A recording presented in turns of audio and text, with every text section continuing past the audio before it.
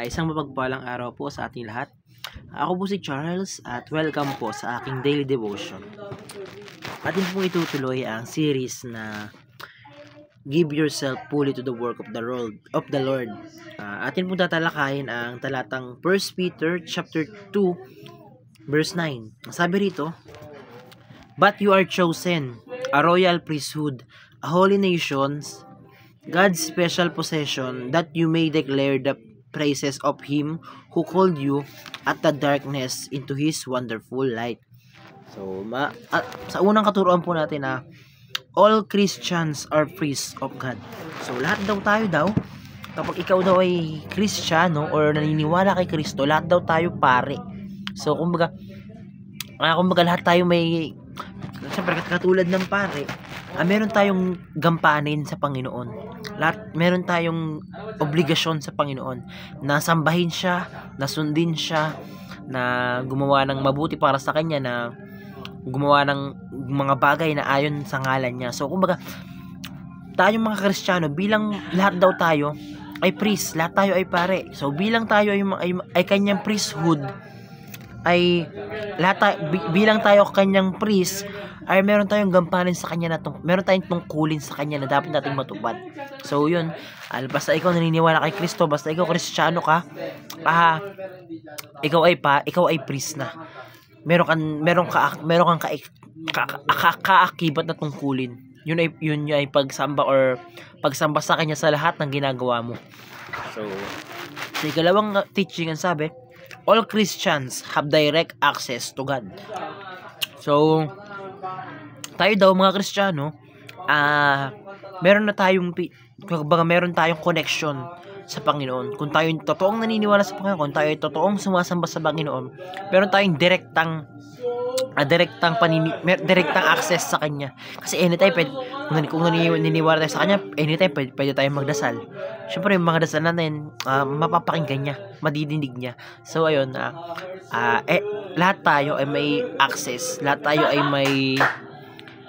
may connection sa Panginoon natin, no?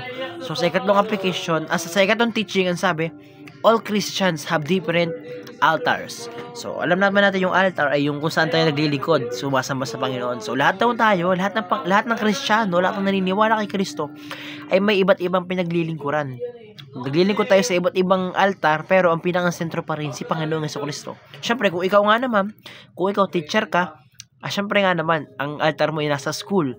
O, paano mo maipapakita yung pagsamba kay Jesus, o paano mo makikita yung pagsamba kay Lord doon sa lugar na yon? Kung pulis ka, nasa istasyon ka ng pulis, doon yung altar mo, doon ka naglilingkod.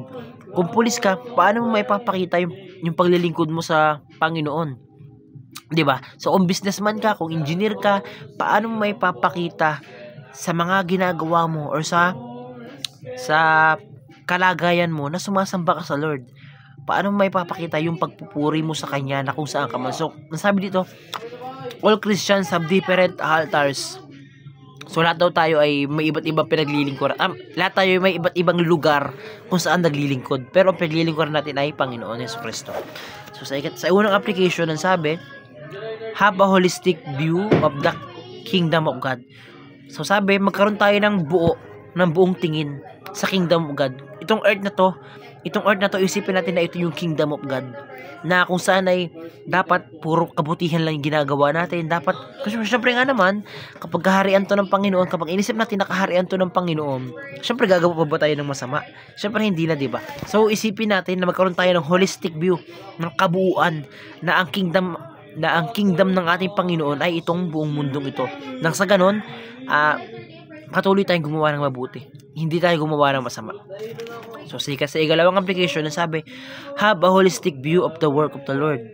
So magkaroon daw tayo ng yun, pag sinabi kasing holistic, yung kabuuan kumbaga magkaroon tayo ng buong pagtingin or paniniwala dun sa paggalaw ng Panginoon sa ating kumbaga sa rami ng nangyayaring kamalasan sa atin, sa nangyayaring mga problema sa atin, magkaroon pa rin tayo ng paniniwala na ito, work yan ng Panginoon.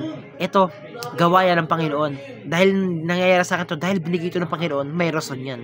So, kumbaga, sa lahat ng nangyayari sa mundo, sa lahat ng nangyayari sa buhay mo, isipin mo na nagawain ng Panginoon na may rason yun kung bakit nangyayari yun. Ano?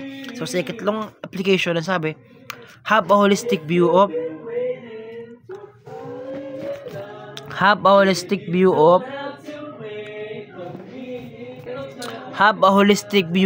worship service. So, ibig sabihin daw, hindi lang tayo nagse-serve, hindi lang tayo sumasamba sa Panginoon kapag nasa church tayo. Hindi lang tayo nagpre-praise kay God kapag tuwing linggo. Hindi lang tayo nagpre-praise kay God tuwing nag-church, tuwing nagsisimba. So, ibig sabihin daw, magkaroon tayo ng kabuuan. Maging buo yung isip natin, maging buo yung pagsamba natin. Talagang tipong araw-araw, hindi lang tuwing linggo. So, kumbaga, lagi natin gawin, lagi natin isipin na sa lahat ng ginagawa natin, naandun yung pagsamba sa Lord. Naandun yung pagsamba sa kay Kristo. So, sa lahat ng ginagawa natin, i-apply natin. Gawin natin si Jesus ang sentro ng ginagawa natin sa buhay, no? So, ayun lang.